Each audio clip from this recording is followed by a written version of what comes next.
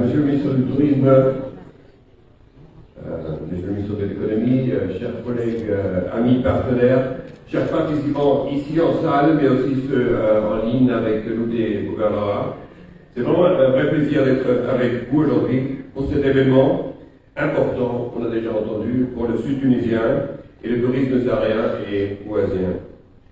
Je salue particulièrement cette initiative du ministère du Tourisme, une initiative qui a pour objectif d'aboutir à des mesures concrètes, des mesures rapides du gouvernement en direction des opérateurs économiques de ces régions.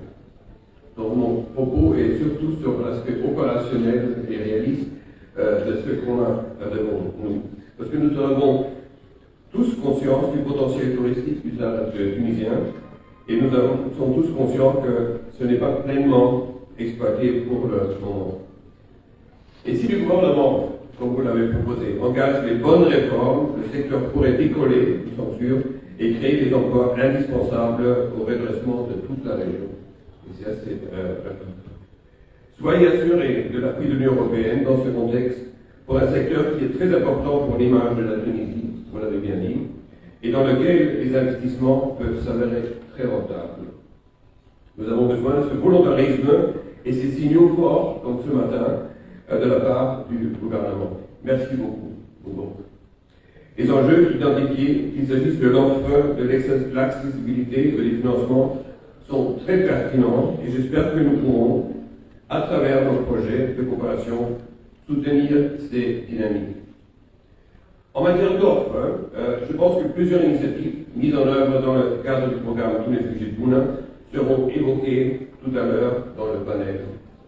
Vous le savez, parmi les domaines d'intervention prioritaires de l'Union européenne, les enjeux liés au développement économique local, notamment l'appui aux toutes petites et moyennes entreprises, aux entrepreneurs, aux jeunes et à l'accès au financement sont particulièrement importants.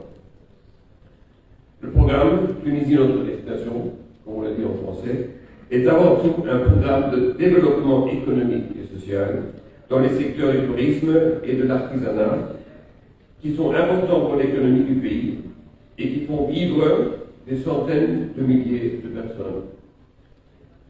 S'agissant de l'accessibilité, un des thèmes de ce matin, un enjeu considérable est celui de l'accessibilité aérienne. Et sur ce point, toutes les conditions sont désormais réunies pour avancer sur la finalisation de l'accord Open Sky qui est prêt à être signé. Open Sky, vraiment une opportunité, comme cela a été le cas pour plusieurs pays, le Maroc notamment, car un pays touristique ne l'est vraiment que s'il y a une accessibilité à la destination. Sur les enjeux de financement, enfin, ils sont au cœur de nos réflexions, qu'il s'agisse de la mise en œuvre actuelle de projets de coopération, où un effort particulier doit être fait par les opérateurs de mise en œuvre pour mettre en place des mécanismes de financement directs pour les opérateurs touristiques ou les entreprises dans le secteur de l'artisanat.